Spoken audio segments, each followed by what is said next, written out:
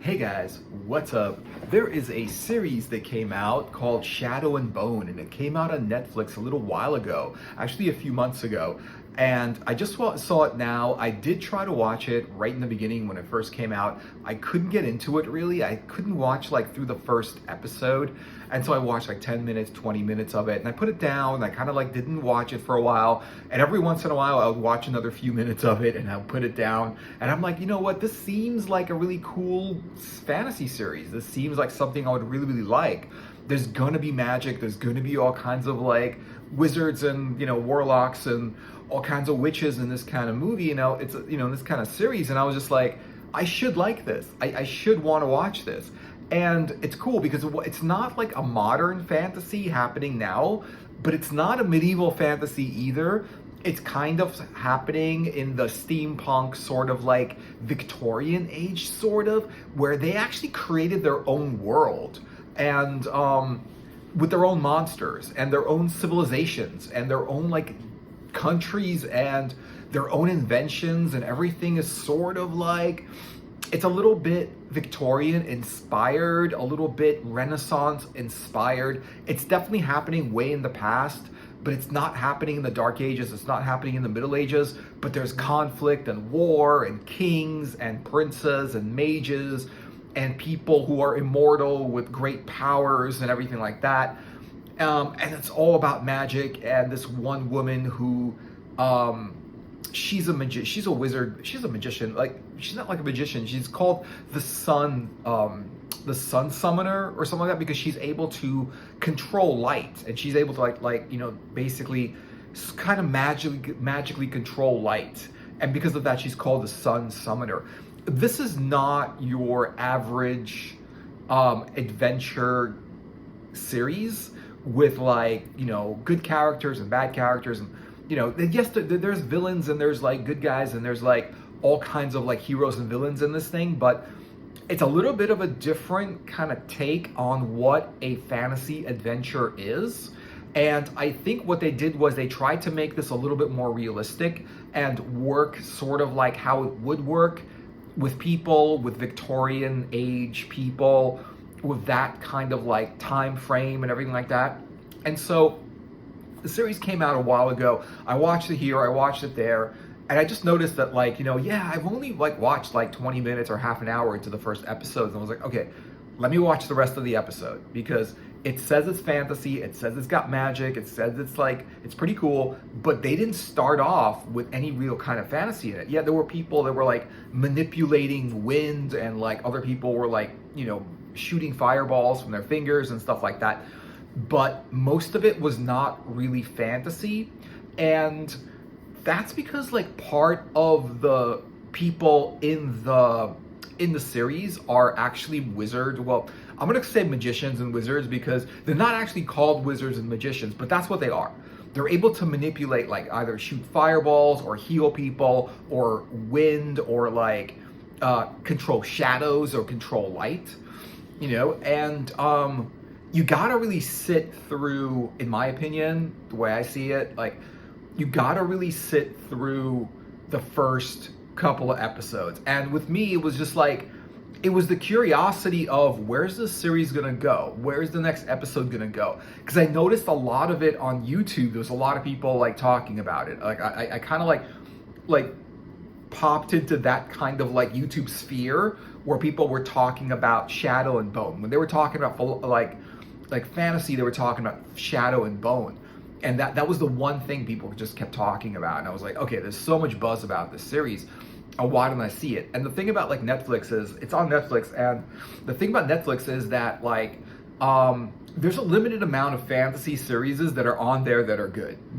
Yes, there's a lot of them, but if you like fantasy series, you can actually watch all of them and run out of things to watch, that's fantasy oriented, that's like a fantasy series. There's sci-fi series, but it's not the same thing as a fantasy series. Sci-fi is just very, very much, in the future, spaceships and robots and technology and stuff like that. It's all good. I like sci-fi, but the thing is that I want to see a fantasy adventure. I want to see magic, I want to see adventure, I want to see characters, I want to see villains and heroes, and I want to see the whole thing. And there's a lot of that going on in Shadow and Bone. There's a great love story, there's a love triangle, where basically the main character throughout the whole series is going to be a season 2. So it's successful. People actually did like it a lot. And so there is a love story, and it's more than a love story. It's a multiple love story, and it goes a lot of different ways. So the main character, Alina Starkov or something like that,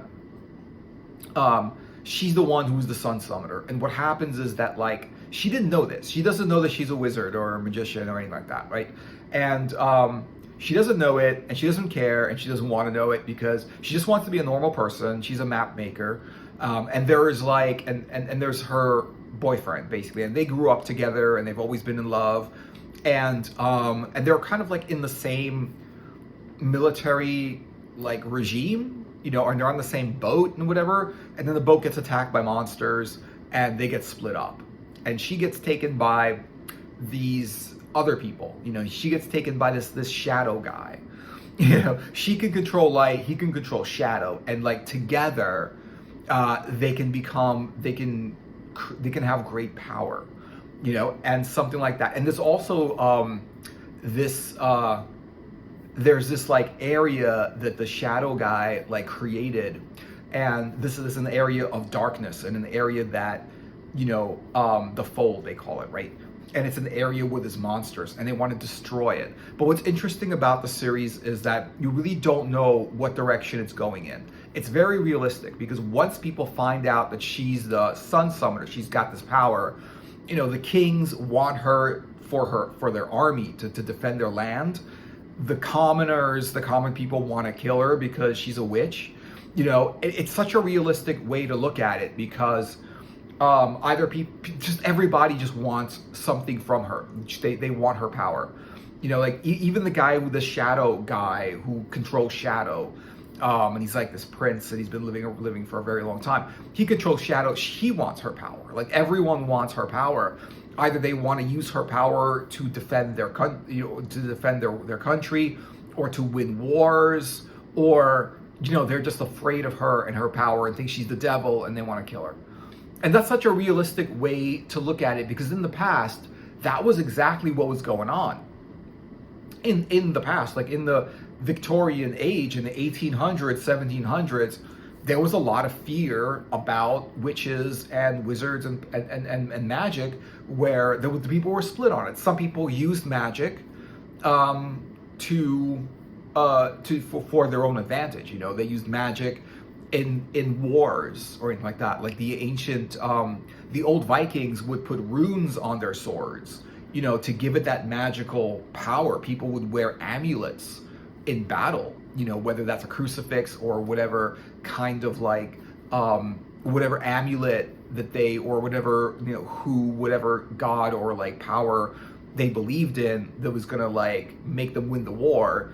They engraved that on their shields, on their amulets, on their swords, you know, and they would make these like symbols and things like that to just trying to like, you know, gain power. They wanted people who were mages to tell them, you know, how they should attack, what kind of plan of attack they should have, you know, things like that. Especially in the East, where, you know, when the samurai, the wars in that part of the world, a lot of times, you know, the king would have mages to consult. They would have like astrologers that would tell them, you know, oh, you should kind of like, you know, kind of how to have a war, when to have a war. So it was very, very realistic, where like, yes, if someone has great power, of course, everyone wants that for themselves. You know, everybody wants to use them and their power for their own benefit. If it's a king, they want to use that to win a war, or to protect their country, or to protect their kingdom. You know, if it's people that are threatened by that power, they want to destroy her. You know what I mean? So it's a very, very realistic thing. And it was a lot different, where it was more like an adventure, where things would go one way and things would go another way. And there were different characters in the series, and it wasn't 100% all in fantasy. The fantasy was very, very light in this thing. I feel like it was the amount of fantasy that I saw in something like Game of Thrones, where even though there was a lot of fantasy and that was the main part of the series, it wasn't like all fantasy. You know, it wasn't like wall to wall fantasy with monsters and like you know, all kinds of, you know, spells and, you know, powers and whatever it is. It was more like she had this power, and this is her story. You know, this is what happened. This is where she gets captured, and then she runs away, and then she's free, and then she loses her boyfriend, and she finds him again, and then they fall in love, and she falls in love with other people, and there's like other plot lines. There's thieves, and there's people. Everyone in this series is like looking out for themselves. You know, it's very, very realistic. It's a lot. There was not a lot of we're gonna do this for good. We're gonna do this because it's the right thing to do. It was more like we're gonna do this because it's gonna make us rich, or we're gonna do this because it's gonna give us power, or something like that. The motivations of the people in the series was a lot more realistic and gritty. You know, it wasn't that whole somebody with like, oh, I'm doing this because it's the right thing to do and I believe in it. It was more like a lot of the motivations of the people, like they're doing it for power, or they're doing it for money or wealth, or, you know, or out of fear or something like that. A lot of the motivations were very, very like realistic. You know, yes, not everyone is like that. You know, a lot of people do things because they're the right thing to do. I know a lot of people that do things because it's the right thing to do. So that actually is a realistic thing that we have in the world, you know. But also people are motivated by power, greed, and, you know, fear and money and stuff like that. And so there's that kind of like storyline that's in there. And that what I really liked the most about it is that the world setting. They created their own world. They created their own countries. They created their own, like, you know, people. They created like their own like the mages were all like very, very original. They didn't really steal a lot from other stories or anything like that. It kind of reminded me, however, of the video game called Dishonored. If you ever like played it, I think there's a Dishonored and a Dishonored 2. The graphics in the game and the art direction in the game Dishonored 2, if you ever heard about it or if you ever played it, which I recommend, it's a great game, you know. It was the same world in Shadow and Bone. It was very, very that Victorian kind of steampunk vibe, where things were not like modern, but they weren't medieval either.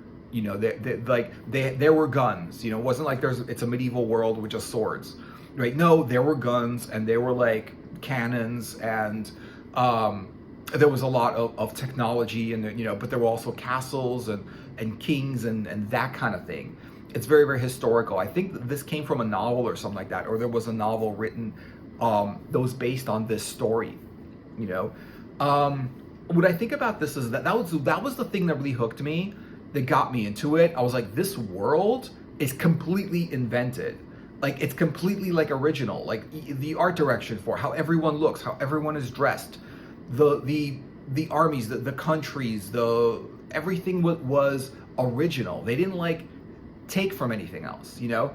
The powers were pretty original, you know. And there's this stag, and they explain what, you know, you kind of get into it a little bit, but that really got me into it. That was like, this is an interesting thing where they built their own world, and that's what was like got me to keep watching it a little bit. And then of course, like after a few episodes, you're into the story, and then you're like, okay, I want to see where this goes. And what's cool about it is that like they're gonna do a season 2, which makes sense, because like whenever you get like what I like about series over movies, I like movies also, but they're short. After watching a series where you're like in that series for a while, at least several hours, right? A movie feels like, oh, it's 2 hours long and that's it, you know. And then you got to wait for like years for a sequel, and the sequel is not even the second part of the movie. It's like a sequel. It's like in the world, but it's completely different because 2 or 3 years have went by, and the people in the sequel are completely different than the people that were in the first movie. And how is that a sequel? You know, it's completely different. The actors are different. The writers were different. You know, everything is different in this, but they're going to do a sequel. And it makes sense because what I like about the series is, and that kind of approach to video or making movies like that, is that you can have stories that run for a very, very long time, or stories that just never end. Because in real life, stories really don't end. You know, they just keep going and going. It's like there's one chapter after another after another. it's not like there's a beginning and there's an end and they live happily ever after. It's more like this happens and that happens, and then the next chapter happens, and then the next chapter happens, right? And like then the next thing happens and whatever. And that's where series do that. It's sort of like you're taking on this adventure, and you're able to go on this adventure for seasons, you know, for hours and days, and for a really, really long time. And I just find like, wow, they put so much. The story becomes bigger and you get more into it, I think. Because you can get into a movie, but, you know, you can really get into a series. And, you know, whenever there's like the first season, and obviously they release it and it's successful, they're going to do a season 2. What I like about Netflix is that, like, they have great series right now, especially in fantasy.